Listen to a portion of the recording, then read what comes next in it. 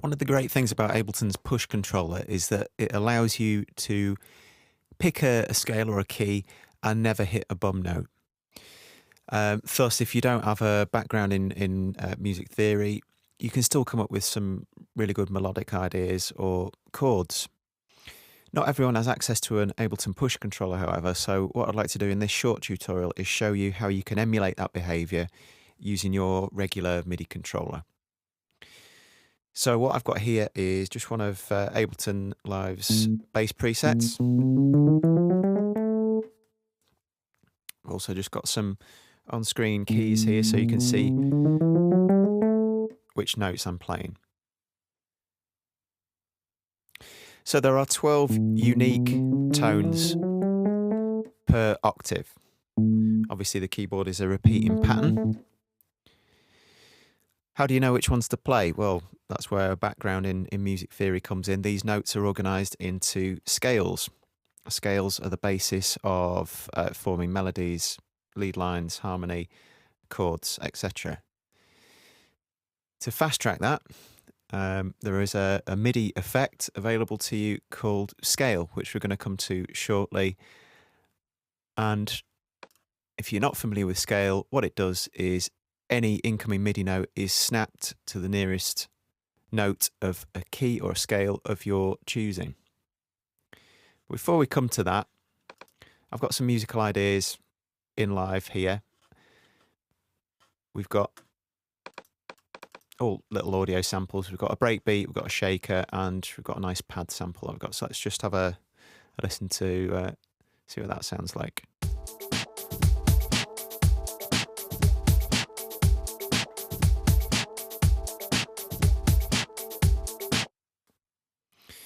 Okay, so before we can program our bass line, what we need to do is we need to determine the root or the tonic of the scale that's been used to create that pad line. Okay, so this is the only difficult part. But as long as you've got a good ear, it's just a case of trial and error until you find the right note that fits best over the top of that pad.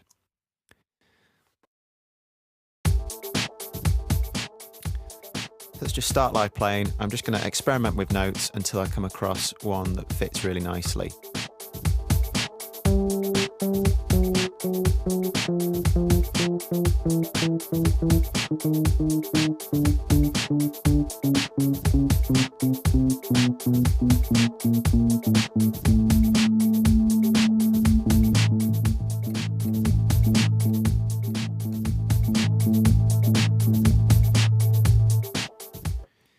Okay, so I'm going to go with A. Now, as I was experimenting there, you might have heard other notes that fit quite nicely over the top of that pad sample. That's because those notes are taken from the key of A as well, but in this case, for me, A is sitting best over the top of that. It sounds most consonant. Okay, so now we've determined the root or the tonic. We need to determine whether the sample that we're using has a much more happy-go-lucky feel to it or whether it's got a serious edge to it. If it's more of a happy-go-lucky feel, chances are it's going to be written in a major key, and if it's got more of a serious edge to it, chances are it's going to be in some sort of minor key.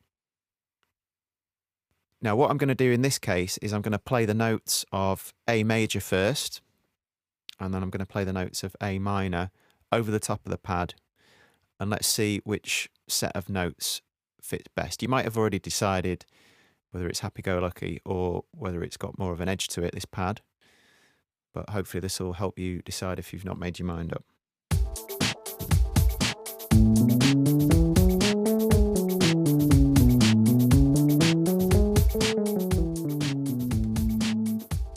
That's A major.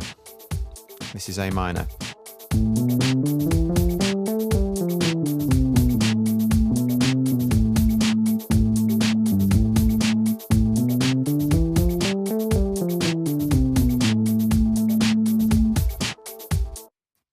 Now for me it's got a little bit more of a serious edge to it, i.e.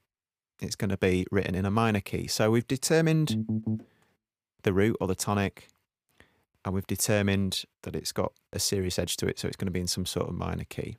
Now, obviously, the whole point of this video is trying to get away from having to learn scales inside out. It's obviously very beneficial in the long run, but as long as you can make a decision, is that slightly more happy-go-lucky, or has it got a serious edge to it, then you can decide which scale or key you want to make use of. Right, so I'm going to open the scale folder. There's the major, there's the minor. Another one you might like to try, which is quite minor-like in its feel, but isn't quite minor. It's sort of a mixture of major and minor. It's got a nice edge to it, is a Dorian mode. But in this case, we'll go for minor.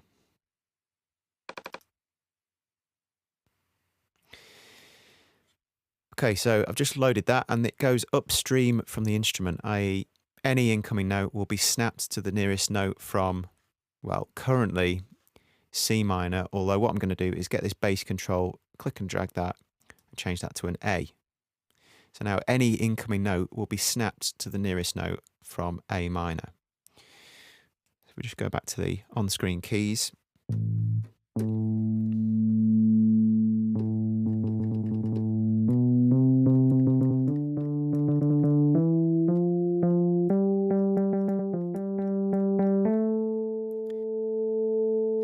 So actually the notes that are present in A minor, it's the easiest of all the minors to play.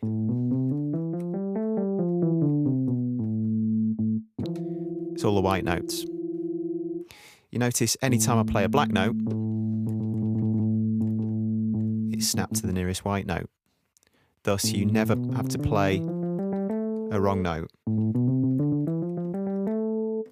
Just turn the scale control off, scale device off.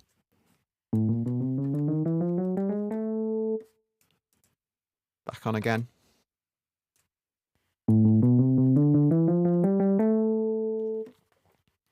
Okay, so that's the difficult bit over and done with. Determining the root note and then deciding whether it's, well, crassly approximating happy or sad, happy-go-lucky or serious, more of an edge to it, major or minor. Once you've determined those two things, then the rest is relatively straightforward. Okay, so now we've got a device which snaps any incoming note to the right note, in inverted commas, the correct note from A minor.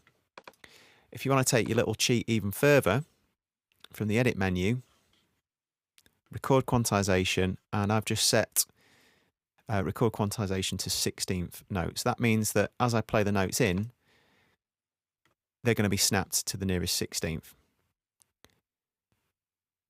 Now what I'm going to do is just start recording and basically just hit random notes. Now because it's a bass line, I'm going to try and only hit one note at a time. If you wanted to write, you know, chords, you'd hold more than one note down, 2 or 3, 4 notes at a time to create different chords, but I'm going to try and keep it monophonic, one note at a time.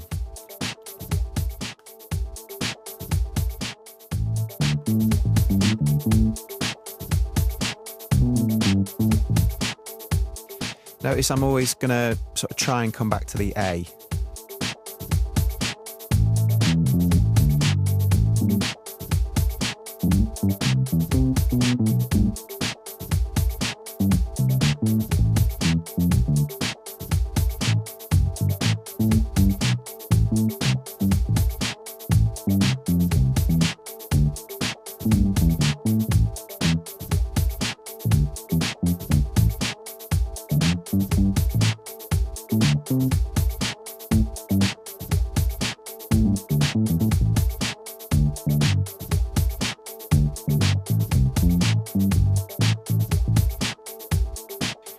And that's all I'm going to do.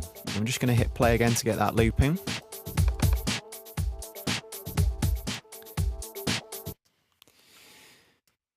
So we've got what seemed like just a random assortment of notes at the moment. Obviously there was a bit of silence at the beginning of the clip where I was talking, so I'm just going to chop that off. I'm just going to chop that off.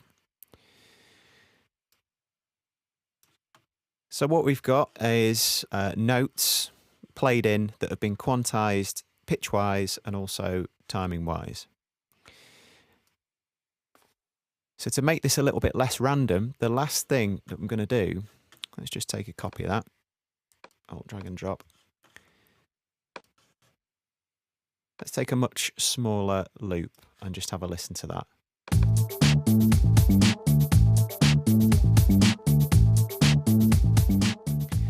And you see occasionally I've accidentally hit 2 notes. Obviously we can just get rid of that.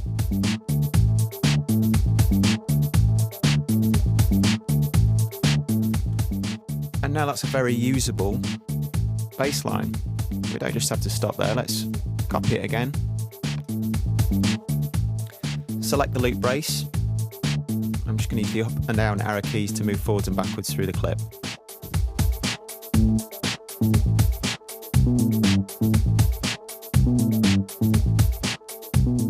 Might come back to that one.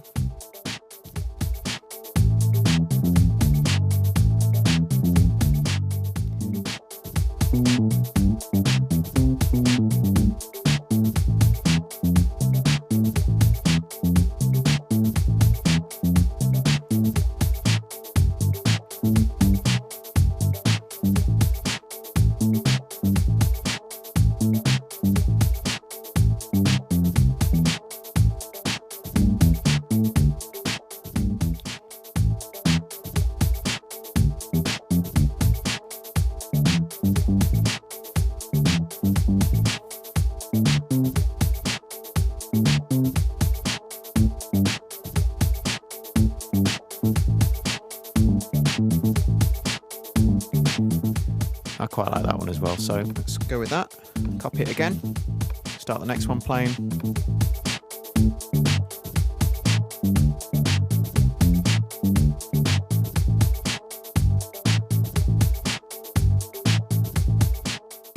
Now I'm moving in whole bar values. If I just move left and right,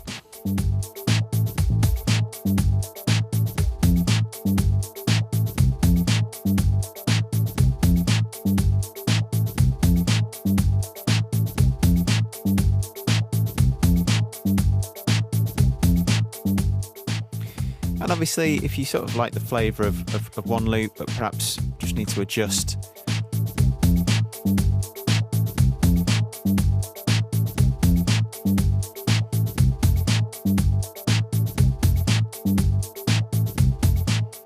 one or two of the notes in the pattern, you can do that, safe in the knowledge that any of those adjustments are still going to be snapped to the nearest note from A minor.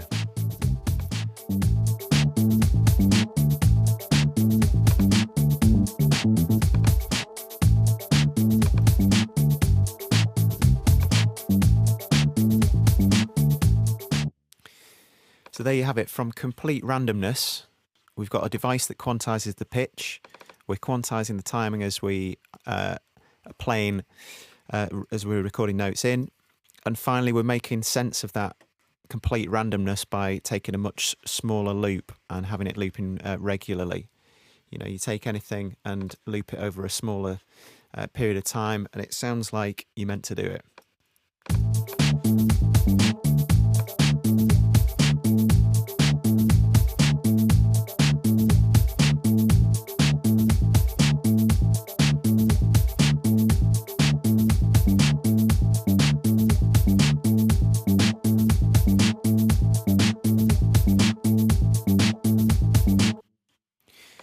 So there you have it. That's how you can emulate Push's ability to play in a certain key or scale without playing a bum note, but on a much smaller budget.